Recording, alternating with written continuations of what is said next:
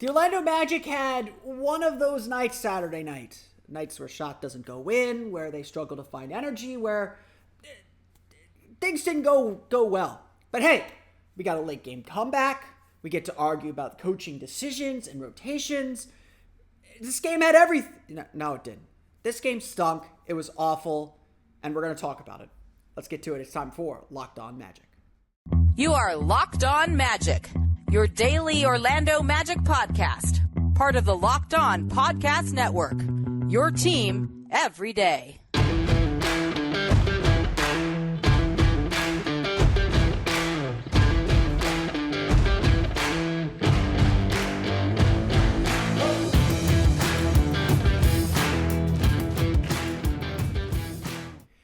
And you are indeed Locked On Magic. Today is I'm recording this on January 28th. It will be January 29th, 2023. My name is Philip Rossreich. I'm the expert and site editor over at OrlandoMagicDaily.com. Of course, follow me on Twitter at PhilipRR_OMD. On today's episode of Locked On Magic, the Orlando Magic get a pretty stern lesson, both from the Chicago Bulls and from Coach Jamal Mosley. As they fall to the Chicago Bulls in very disappointing fashion. They ended up losing by 16 points, although we'll get into the ups and downs and the crazy turns of this game coming up here in just a moment. Plus, we'll talk about where the Magic need to find the focus to win these kinds of games and what exactly is going on the second night of back-to-backs. We'll get to all that coming up here in just a moment. But first, we want to thank you again for making Locked On Magic part of your day every day, no matter when you listen to us, whether it's first thing in the morning, whether it's right when we upload. We truly appreciate you making Locked On Magic part of your day every day. No matter what team you're cheering for, there's a Locked On podcast for you. Just check them out wherever you download podcasts or search for Locked On and the team you're looking for, the Locked On Podcast Network. It's your team every day.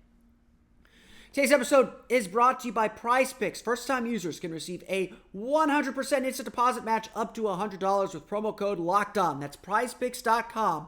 Promo code LOCKEDON. You know, this game looked bad from the start. It was a poor performance. It was a poor showing from the start. And we'll get into how the game got close and what changed. Because what changed was just a fundamental, simple thing. To a certain extent, yes, the Magic just started playing better. Like sometimes this stuff isn't complicated. They played with more energy. We'll get to that. But the Magic started this game just playing awful. No, nothing else to say. They were just awful.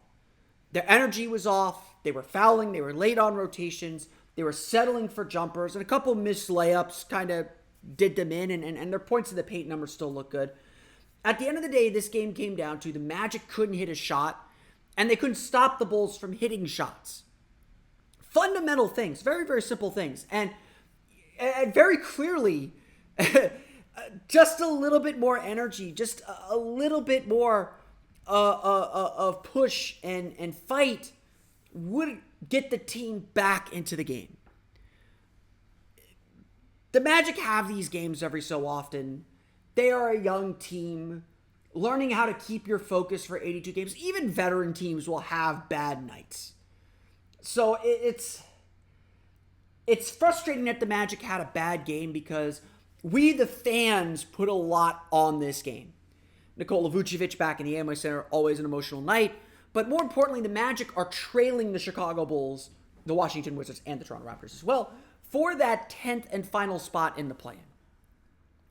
This felt like a game that should have had playoff intensity and playoff focus, if that is truly the direction this team wants to go this year. Let's not talk about next year, this year. And look, I'm leading that charge. I believe this is a playoff-capable team. I've said this all season, but this is a playoff-capable team. They've got a long way to climb. They need to be playing and feeling these pressure games so that we know how they will respond. Obviously, Saturday night, they did not respond well. And yes, back end of a back-to-back. We'll get into that a little bit later on in the show. Back end of a back-to-back. It's not ideal conditions, but we the fans put a lot on this game because of that. And guess what? The fans aren't wrong to do that. This team has played like a 500 team. This team has played like a team that is capable of making a run. We all want to see them I sat here last Saturday when they lost to the Washington Wizards in very similar fashion, minus the comeback to make things interesting, and said, look, we acknowledge this team has taken significant steps forward. The season could end today. The Magic could keep going at this 500 clip they're going at. We get to the low 30s in wins. That season's a success. Like, I would say if the Magic just play at kind of the pace that they're playing at now, the season's a success. Let's not forget that. We're not putting that away. But we want to see them be more. We know this team is capable of being more. And frankly, that's what the struggle was in this game. The Magic just couldn't be more. They settled. They were uncharacteristically allowing mistakes to compound. They didn't make up for their lack of offense with their defense, which is just so critical. Their defense has to lead. They let their offense lead their energy instead of their defense leading their energy. And that's why they lost. It wasn't a coaching decision. We'll dive into that in our next segment. It wasn't a coaching decision in the third or fourth quarter. It was purely about energy, execution, intensity. Things that I have talked about on this pod during blowout losses. When this team doesn't play with the right energy, they get beat up badly. And despite what the final score says, 128-109, by the way, Orlando trailed by as much as 25 points. This game was, for all intents and purposes, over early. And guess what? That's why the starters had to sit. Because this game was over from their lack of energy, their lack of focus. They did not lead the way. The positive of this game is that Orlando fought back. And we know this team's going to fight back. That is the character of this group. That is the character of this team. And frankly, even if Jamal Mosley had gone back to his starters, I suspect they would have brought some more energy than they had the previous 2.5 quarters too. But Jamal Mosley opted to stick with his bench group for the final, let's say, not 20 minutes, final, for a long time, at least 15 minutes, and got rewarded for it. Mo Wagner helped cut that 25-point lead down to, I believe, 11 at the end of the third quarter, scored 16 straight points for the Magic. That puts him behind only Terrence Ross and Tracy McGrady hold the record with 20 consecutive points for the team. But Mo Wagner was doing all the little things. After struggling in the first half and struggling to just make any hay with Nikola Vucevic on the block, suddenly Mo Wagner came alive and was able to make plays. Cole Anthony brought a ton of juice, a ton of swagger, a ton of just a ton of just, we're going to keep fighting, and led this team back into the game in that early fourth quarter. Jalen Suggs stepped up his defensive effort and defensive intensity on DeMar DeRozan, frustrating the Bulls' offense, frustrating those shots, and helping on the glass and making some big shots himself until the very end. Orlando cut what was once a 25-point lead down to 4 with about 4.5 minutes left. And this is where a lot of the debates started coming in among Magic fans. I tweeted it, Magic Daily. So, if I'm arguing devil's advocate, know that I agree with you all. I would have brought Franz Wagner back in. I would have considered bringing back Paolo Banchero as well. I was thinking about maybe bringing Gary Harris. I would have reloaded with some starters because very clearly that team was a little gassed. Bol did some okay things, but was not really contributing much. Admiral Schofield was solid defensively, but a bit undersized and again, not giving you a whole lot offensively. If you would have stuck with Cole, Mo Wagner, Jalen Suggs, and inserted Paolo and Franz, I think that would have worked. Inserted Gary Harris and Franz, inserted Franz and Wendell Carter. I think this team could have still gotten over the hump. So maybe a win was left on the table, or maybe a chance at a win was left on the table. But regardless, that bench group was the only one that brought energy all game long. And the reason why the Magic made this a game, the reason why things got interesting and the Bulls had to tighten up a little bit, was because of that group, because of the energy they brought. And if there is a lesson this team needs to learn, is that it doesn't matter if your shots aren't falling, it doesn't matter about anything else. If you play with energy, if you bring it defensively, if you don't get down on yourself, if you let your defense lead, you can win. It doesn't matter the deficit, it doesn't matter anything else. That energy will find a way to make itself present. That's what the Magic did in the final quarter and a half of this game, because they did not show up for the first 2.5 quarters. And that bench unit got to finish the game because they brought the energy. Now, granted, they ran out of gas. Jalen Suggs started taking bad shots. They turned the ball over a few times. The Bulls' offense was much fresher. Zach LaVine closed the door on this game. Patrick Williams hit some big threes, and eventually the lead got away from them. Certainly, that starting group was on the bench for a long time. They weren't fresh. They weren't warm. Would have been tough to bring them back in. But at the end of the day, this game was not won or lost by a coaching decision from Jamal Mosley. This game was won or lost because the Magic did not show up to play. And that needs to be the lesson here. Because it doesn't matter how tired or fatigued you are, the Magic have enough depth to cover your fatigue. They will fight for each other. We know this about this group. But energy has to lead the way. Defense has to lead the way. And that's unfortunately still a lesson this team is struggling with. And it's struggling with that lesson in one particular place. And that is on the second night of back-to-backs. And we don't have a lot of these left, which is good. But I do think the Magic struggles to find that energy on the second night of back-to-backs is a worrying sign for this young team. We're going to chat about that and some of the numbers about the Magic coming up here in just a moment. But first, a quick word from our pals at PrizePicks. Look, it is going to be a busy Sunday where everyone's taking off because no one wants to compete with the NFL. It is Championship Sunday in the NFL, and PrizePicks has you covered with the perfect fantasy game to make you feel like you're part of the action. PrizePicks is my favorite daily fantasy game. It's not like those other fantasy games with confusing point systems or salary caps to deal with. None of that stuff. It's not complicated at all, to be perfectly honest. All you have to do is pick 2 to 6 players, and if your player scores more or less than the PrizePicks projections, whichever one you predict, you can win up to 25 times your money on any entry.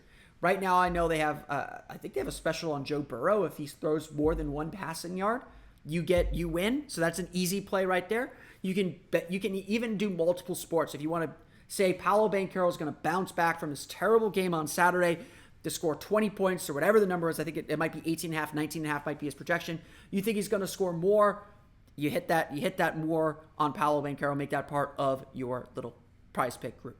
There's no competing against other people, so no dealing with sharks, no dealing with people with multiple entries.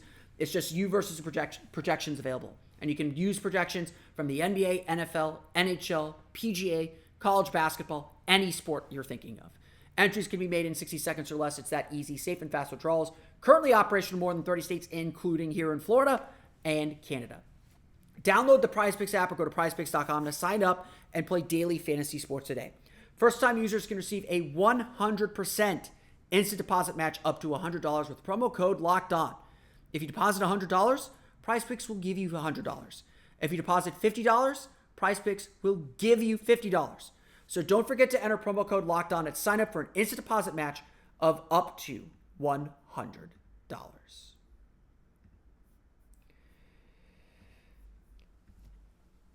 The Orlando Magic,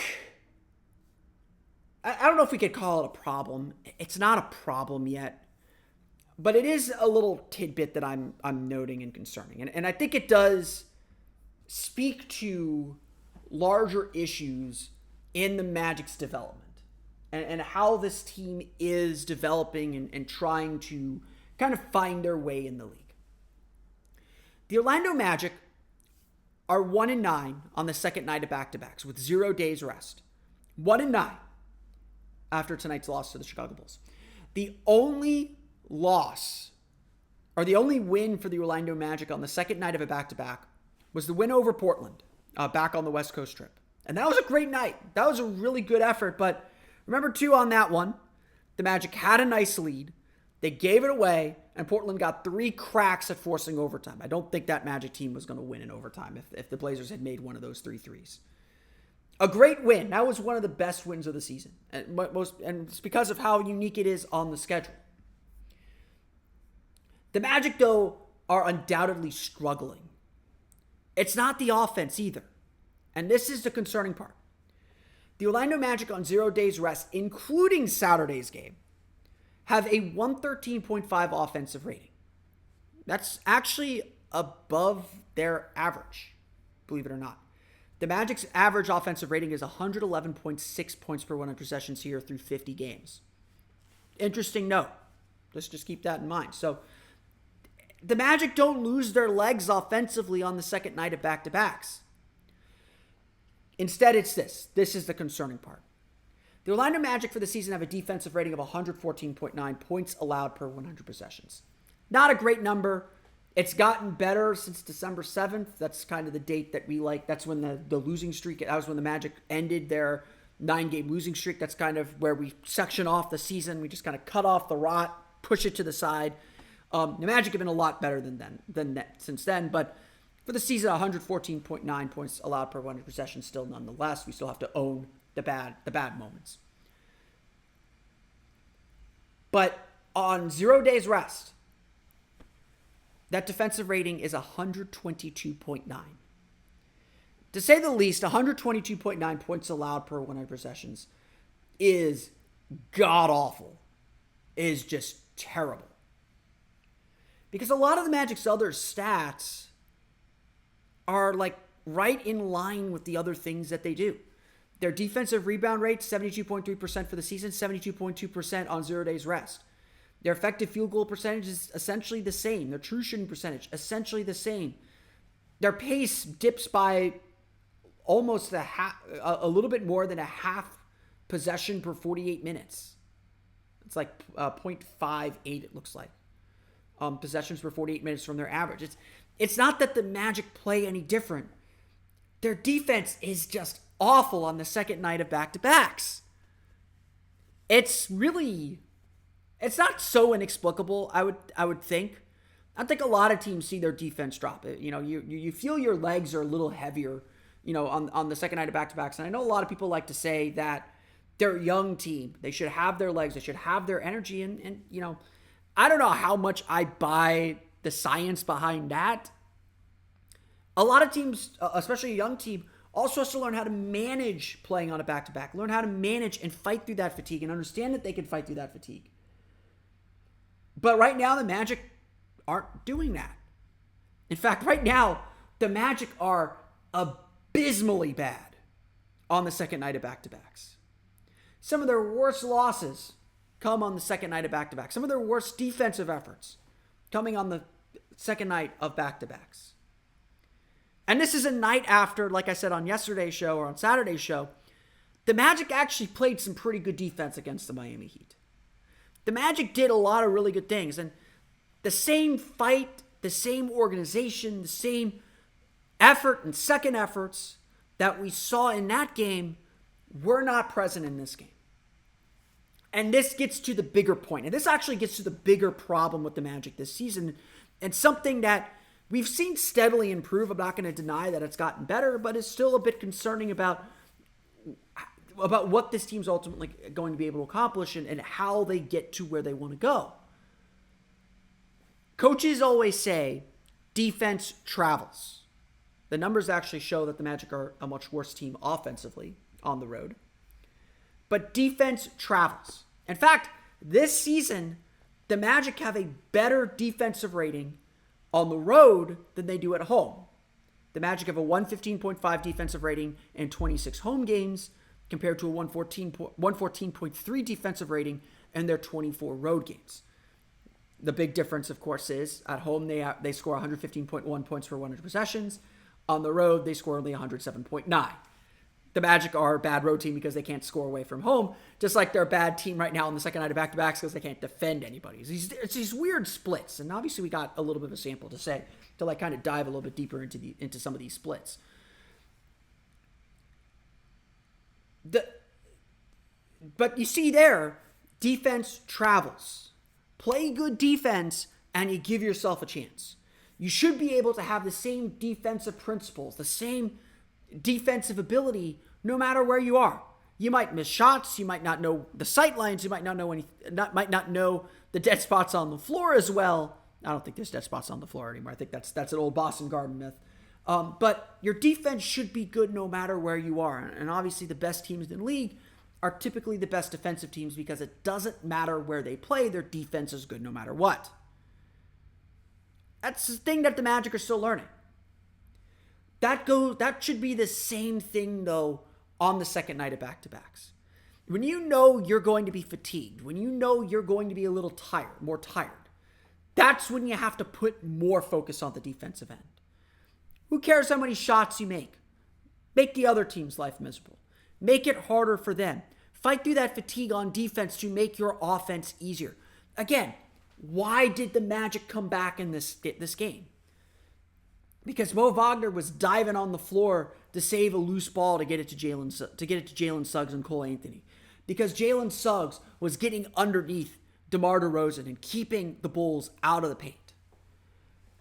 Defense has to travel. And defense has to be this team's calling card. Everybody on the team says it. Everyone on the team, without fail, says it. We want to be a defensive team. Defense has to be where we hang our hat. That's what Jamal Mosley says. But the proof here is in the pudding as well. On the second night of back-to-backs, when the team is tired, when the team has the fatigue and is most likely to let go of the rope, where are they letting go of the rope? They're letting go of the rope on defense. And that's why the team is losing these games. It is, this team is still fostering and developing its identity. So I think that everything here is a learning experience. Everything here is a chance to get better and learn and go through this league. So many of these guys are playing at this level for the first time and playing with these kind of, if not external expectations, internal expectations. But the Magic have to have more pride on the defensive end. They have to be stronger and more solid on the defensive end. They simply have to be better because you're not expected to win a lot of games on the second night of a back-to-back. Let's be real. It's built into the schedule to be a loss. But you still have to have some semblance of who you are. And unfortunately, when the Magic get tired, that's when they let go of the rope on defense. And that's when things become really troublesome for this young team. We're going to go through the final box score for you, talk a little bit about some individual performances, give some Fs out because there were some bad plays. We'll get to that coming up here in just a moment. But first, a quick word from our pals at TurboTax. Go to TurboTax and don't do your taxes. Meet with an expert who will do them for you. TurboTax experts can relieve you from the stress of taxes and file for you so you can do not taxes. Show your eyes things that are not taxes. Unpack a moving box of not taxes. Taste not taxes. Tastes good, doesn't it? Sing not taxes a lullaby. Although that is also a tax write-off. Hope not taxes sleeps through the night. Grab a saddle and ride not taxes into the sunset. With TurboTax, an expert will do your taxes from start to finish, ensuring your taxes are done right, guaranteed, so you can relax. It feels good to be done with your taxes, doesn't it? So come to TurboTax and don't do your taxes. Visit TurboTax.com to learn more. Intuit TurboTax. Full service products only. Video meeting while expert does your taxes required. See guarantee details at TurboTax.com/guarantees. All right, let's dive into it. It's time to go through the final box scores. The Orlando Magic fall to the Chicago Bulls 128-109. Like I said at the top of the show, this game's disappointing on a number of fronts. I always I tend to take a global view to things, but I do want to acknowledge the disappointment from the fans on this one.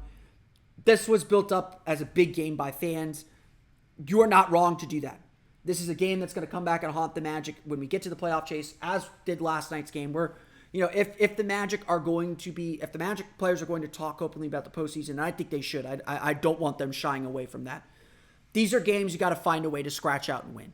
The Miami game's game you got to find a way to scratch out and win. And look, Orlando's getting ready to hit a pretty difficult part of the schedule here. Philadelphia on Monday, Philadelphia on Wednesday, Minnesota on Friday, and I think they get Charlotte on Saturday. This is me looking down at my phone, checking my schedule. February 4th. No, they get Charlotte on February 5th. So no back-to-back at Charlotte. Whew, as I just said, back-to-backs have been a struggle.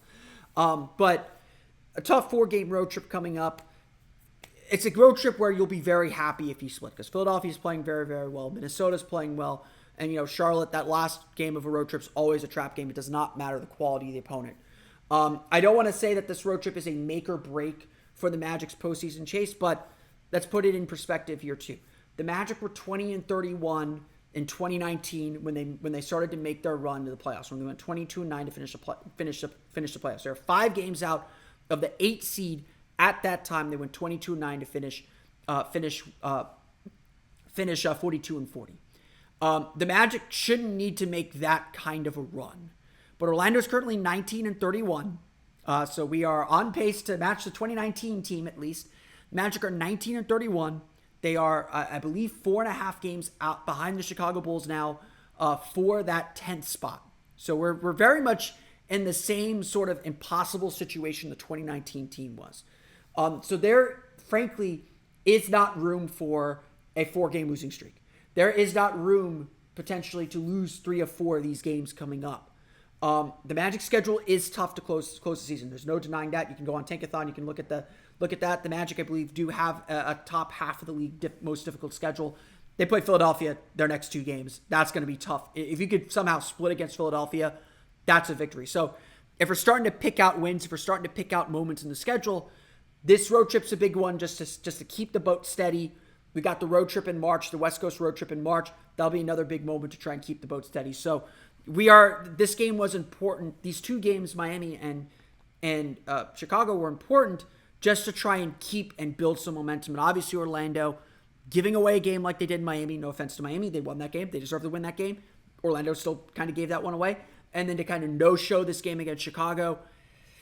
If you're in the postseason chase, or if you're a big believer in the postseason chase, this is scary times for the Orlando Magic. This is a tough spot. But let's run through the box score for you real fast. Obviously, a lot of guys did not play their normal minutes in this one. It was a rough showing for a lot of players. Let's start with Paolo Banchero. 9 points, 7 rebounds, 3 assists, 3 for 14 shooting. Missed all 4 of his 3-pointers. Only 3 for 4 from the foul line. I thought Paolo missed his shots around the basket, and I want to take a look at his stats and how he's finishing around the basket, because I would observe, or my eye test would tell me that he is missing shots around the basket at a higher rate than he was earlier in the season, that he's kind of hit a little bit of a wall with his finishing at the rim. I don't have the numbers to back that up, but it certainly feels that way. And when he missed a couple shots at the rim early on, including a really wide open layup, that's when he started settling for jumpers. And look, it's unfair to tell a rookie that you kind of set the tone for the team. Paolo Banchero is this team's best player, and he has to understand that he sets a tone for the team, that how he plays affects everybody else. And so he has to pick his spots, when he's in rhythm, take those jumpers. He was so out of rhythm, settling for shots. That stuff leaks to everybody. That makes it hard for everybody. And so just not a good game for Paolo Banchero. Just plain and simple, not a good game for Paolo Banchero. Obviously, I don't mind, honestly, I don't necessarily mind him going 3 for 14. That tells me he's still shooting, but the quality of shots wasn't great. He did try and force himself to the line a few times, and that gave the Magic some pockets of success through the first quarter. But overall, just a really rough game for Paolo. And obviously, he only plays 24-45 in this game. All the starters didn't play very much because the team went with its bench to close the game out. Same deal with Franz Wagner. 7 points, 3 for 8 shooting, 0 for 2 from deep, 4 assists. I would have gone back with Franz. I'm still on record on this. I would have brought Franz Wagner back in for Bol Bol with about 5 to 6 minutes left in the fourth quarter. I would have put those fresh legs in there. Franz can create. Franz is always steady. He usually gets better in the fourth quarter. And that's where he starts piling up points. I think you could have gone back to him. He missed a bunny here and there. He missed one really bad bunny when I think he wasn't expecting the defense to completely open up for him. He's getting a little cutesy with his finishes, but I think Franz was fine, but just obviously just not as impactful as he usually is in this one. Wendell Carter, actually a solid game and I'll say this about Paolo too. Paolo really worked on the boards, and I thought he did a really good job on the glass. 7 rebounds and 24-45 is pretty good. Wendell Carter, 11 points, 4 for 8 shooting, missed both of his 3-pointers, 3 for 5 from the foul line, 5 rebounds for him. Again, thought he was okay. I think the Magic just overall struggled to establish a physical tone early. They were switching really easily, and look, I am not against the switching defenses we see, but when you switch, you still got to make them feel you. If you're just switching and not impeding the ball handler's progress much, or not getting into the ball handler to know that the switch is there, it becomes just hunting a mismatch. And far too often in that first quarter, you didn't see players fighting over screens. You saw Wendell Carter just switch easily onto DeRozan or Levine, and then they would dump the ball into Nikola Vucevic. And so you took Carter off of Vucevic. Vucevic had his way with Carter in this game anyway. Carter just didn't. I thought just Carter didn't bring the physicality that he normally brings. I think I've made this point a few times. This Magic team to be successful, they've got to be physical. They've got to have physicality, and I think that physicality isn't just natural for this team. I think it's something they have to focus on and something they have to do. So when you have a tired team like you had today, when you had a fatigued team, when you had a team that just wasn't really intense, you see that physicality drop, and then things just become way too easy for the opposing team. Again, go to the third quarter. Go to the run that the Magic made to get back in this game. How did the Magic make that run? They made it because they got down and defended, they got steals, they got deflections, they created turnovers, they created transition opportunities. They brought energy. That physicality brings energy. And when the Magic aren't physical, they get beat. Plain and simple. And again, I think that starts, again, with Paolo Banchero, the way he plays offensively. I think it starts with the way Wendell Carter plays defensively, and I didn't think he brought it in this one. Let's wrap some up here. Mo Wagner, 27 points, 8 for 11 shooting, 3 for 4 from deep, 8 for 9 from the foul line. Mo Wagner was awful in the first half. Let me just say that. Nikola Vucevic did whatever he wanted with Mo Wagner. He tried to take too many charges. Just awful first half. Second half, he was the reason the Magic got back in this game. He was the guy that found the energy, that brought the energy, and got the Magic back in this game. So kudos to Mo Wagner. Deserves all the flowers you can give him for this one. He brought it and willed the Magic awake. 16 straight points in the third quarter. Got the Magic to within 11. Made this a game, to 14 rather, at the end of the third. Got the Magic back into this game and just woke them up and carried that energy through the entire fourth quarter, because he played the entire fourth quarter. Cole Anthony was the first beneficiary of that. 21 points, 9 for 15 shooting, 3 for 5 from deep, 6 rebounds, 6 assists, only 1 turnover. Cole Anthony was also very good. Aggressive attacking the basket, hit a couple threes. Really just, again, a catalyst, someone that was just starting to bring it and starting to play aggressively and assertively. And then Jalen Suggs, kind of like what I said, Cole Anthony's like the Paolo Banchero, that bench group. He's got to bring the physicality offensively to get into the paint. Jalen Suggs brought the physicality on defense. 11 points, 4 for 6 shooting, 2 for 4 from deep. Took some bad shots toward the end. 5 rebounds, 5 assists, 2 turnovers for him. So, again, you take some good with bad with Jalen Suggs, but 5 fouls, 4 rebounds, 5 assists. I thought he was active on the glass too, but Suggs got himself going. And Suggs, it took him a while. He didn't take any shots until the fourth quarter, but he played great defense. And again, got this team's energy up. You have to find a way to create energy when you're fatigued. He was one that created a ton of energy and I thought played exceptionally well. Orlando ended up shooting 49.4% for the game, 10 for 28 from beyond the arc. They were, I think, 1 for 11 on threes, so they were 9 of their last 17. Making shots matters. Again, this Orlando team can't rely on making shots to create its energy. It needs its defense to create its energy.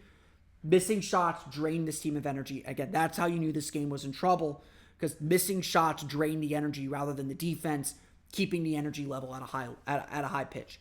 Orlando's 17 for 24 from the foul line. So again, you look at the markers that for a Magic win: 56 points in the paint to Chicago's 44.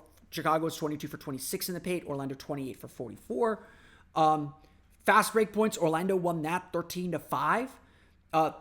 Free throws, Orlando made 17 of 24. They got to the line more, although Chicago made 16 of 19. And then turnovers, Orlando had 13 for 17 points. Chicago had 12 for 22 points. Orlando actually did most of the things they need to do to win games. That's the truth. The difference is they just didn't defend. They didn't defend with physicality. They didn't defend. They didn't make the Bulls feel uncomfortable for much of the game. And Chicago was able to shoot their way out of this. Sometimes you do run into teams that make shots, make tough shots. DeMar DeRozan is a tough shot maker.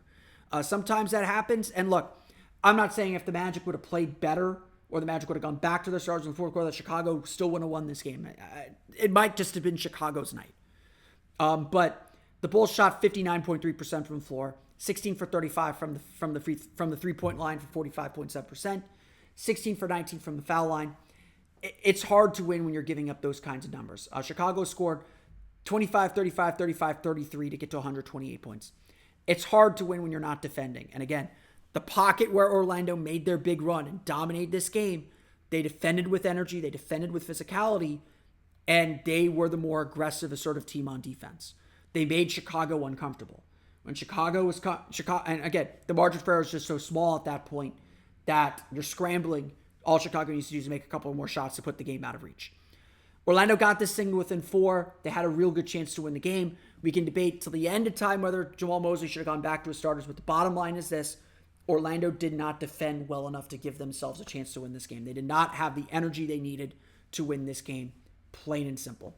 That's all that matters in the end. The Orlando Magic follow the Chicago Bulls 128-109.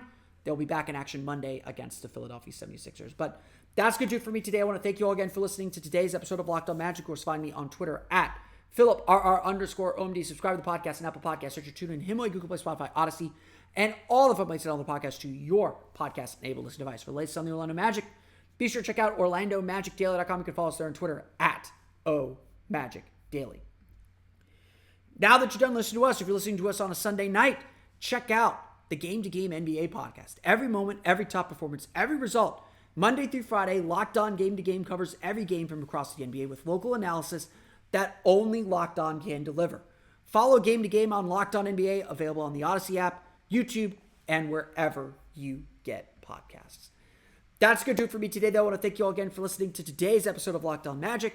For Orlando Magic Daily and Locked On Magic, it's been Philip Rossman-Reich. We'll see you all again next time for another episode of Locked On Magic.